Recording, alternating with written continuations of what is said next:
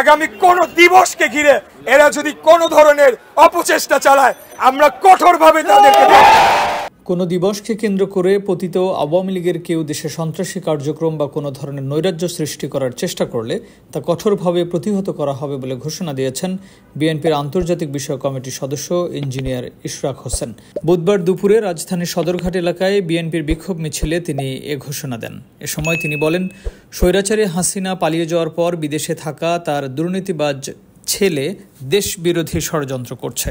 তারা ষড়যন্ত্র করছে দেশে কোনোভাবে নৈরাজ্য অস্থিতিশীল পরিস্থিতি তৈরি করা বা সাম্প্রদায়িক দাঙ্গা বাঁধানো যায় কিনা। বিদেশ থেকে ষড়যন্ত্র করছে বিভিন্ন দিবস উপলক্ষে দেশে অস্থিতিশীল পরিস্থিতি তৈরি করা। আর দেশে থাকা স্বৈরাচারের দোসররা তাদের সেই ষড়যন্ত্র বাস্তবায়নের চেষ্টা করছে। তবে আমরা তাদের শক্ত হাতে রুখে দিব। একদিকে এই ষড়যন্ত্রকারী কুচক্রী মহল, আরেকদিকে এই দেশের 18 কোটি মানুষ।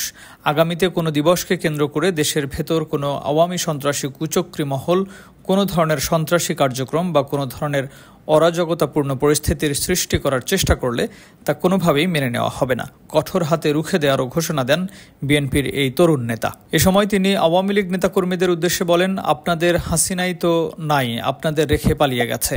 আপনারা এখন তার ষড়যন্ত্রে দেশে দাঙ্গা হাঙ্গামা করে কি করবেন? অতীতে আওয়ামী লীগের লোকজন দেশে ব্যাপক চাঁদাবাজি ও লুটতরাজ করেছে উল্লেখ করে ঢাকা দক্ষিণ সিটি কর্পোরেশনের বিএনপির সাবেক এই মেয়র প্রার্থী বলেন, আগামীর বাংলাদেশে কোনো চাঁদাবাজদের ঠাঁই হবে না। উপস্থিত ব্যবসায়ীদের নির্ভয়ে ব্যবসা বাণিজ্য চালিয়ে যাওয়ার আশ্বাস দিয়ে তিনি বিএনপি নেতাকর্মীদের ব্যবসায়ীদের নিরাপত্তা নিশ্চিতে তাদের পাশে থাকার নির্দেশ দেন। পরে স্থানীয় নেতাকর্মী ও ব্যবসায়ীদের নিয়ে বিক্ষোভ মিছিল সহকারে সদরঘাট এলাকা প্রদক্ষিণ করেন এই বিএনপির নেতা।